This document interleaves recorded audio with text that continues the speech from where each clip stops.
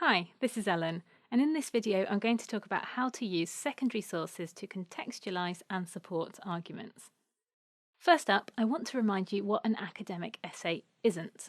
It isn't, of course, a personal response to a topic. And if it isn't a personal response, then you're going to need to provide evidence to back up the claims that you make. In academic writing, you're not plucking ideas out of thin air, but rather you're building on the works of others. As Isaac Newton famously wrote, we see further by standing on the shoulders of giants. So, firstly, why do we need to refer to other people's ideas? Well, there are a number of reasons, not least that by referring to other relevant literature, you are demonstrating that you have knowledge of your subject area. Any argument that you make will involve having to situate yourself in relation to other people's ideas. You'll have to take a stand about what claims you agree with and where your own ideas deviate. But you can't just use any sources to back up your claims. Using sources which are not reliable and which are not relevant won't help your argument. In fact, instead, these will undermine your attempts to persuade your reader of your knowledge and expertise. But what then is a reliable source? And what is a relevant source? With all of the internet resources available at our fingertips, you might think that this makes the task of finding relevant and reliable sources easier, right? All we have to do is type some search terms into Google. Well, in actual fact, the sheer volume of material out there actually makes your task much harder. And more than likely, the majority of sources that you'll find in a quick Google search will be inappropriate. Would you consider a blog entry an appropriate source? Probably not. But why? Well, first, it could have been written by anyone, and there's no guarantee that it is anything more than opinion. But even if that blog entry had been written by a university professor, it doesn't necessarily make it reliable. The best sources in terms of reliability are published sources which have been through an editorial and preferably a peer review process. Reliable sources are objective and, like your own essay, will themselves be backed up with reliable evidence. Your university library homepage will be a good place to begin your search. Start by tracking down databases which are relevant to your field of study. And this leads me nicely on to the issue of relevance. Just because you found a reliable source does not mean that it's relevant. Supporting claims you make in a biochemistry essay with evidence you find in an academic journal article from geography in the 1950s is probably not a good idea.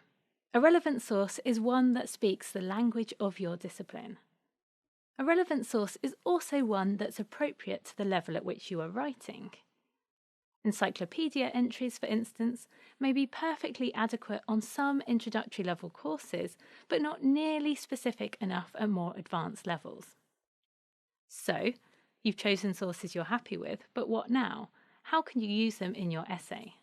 Here I'm not going to talk about the nuts and bolts of how to integrate sources into your writing. Instead, I'm concerned with the bigger picture. How can you use someone else's essay to support your own argument? Well, firstly, an argument is convincing if you show you have knowledge of your subject area. So somewhere in the essay you're going to need to demonstrate this. And this will involve some sort of positioning. Usually, the introductory section of an essay is the place where you'll provide a survey of relevant research. Sometimes you might also have a literature review or a background section in which you can develop it further. In some disciplines, like English literature for instance, the whole essay functions as a literature review of sorts, where you carefully sift through relevant secondary sources and look at how these can help you to support the claims that you make. This kind of survey of relevant literature is necessary because it helps you indicate where you yourself stand. In order to have a standpoint, you need to have some foundations to stand on. When it comes to presenting secondary material as the foundations of your topic, then you have some choices to make. Will you, for instance, align yourself with this material?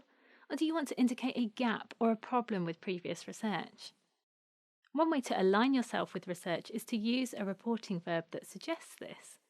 To say that Smith hypothesizes that such and such is the case is very different from saying that Smith proves this to be the case. If you report the fact that Smith proved something, then you yourself are clearly convinced of Smith's claims.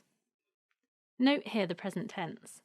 In many disciplines, it's common to use the citational present to talk about previous studies, and it's also interesting to look at the effect of doing so in terms of how you position yourself in relation to the source.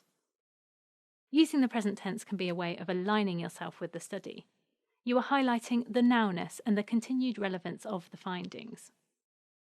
If you wrote instead, Smith proved that, the past tense might indicate that this is no longer the case. Though Smith's claims might have been regarded as proof in the past, perhaps more recent evidence has undermined the original claims. If you want to distance yourself further from the findings of a study, instead of writing something like, Smith's study was utter rubbish, you might write that Smith's study offered some interesting insights into current trends but failed to recognise the significance of the problem. As you will notice, there are academically sound ways of disagreeing with the findings of a previous study. You just have to be specific about the particular problems that you see without dismissing the work in its entirety.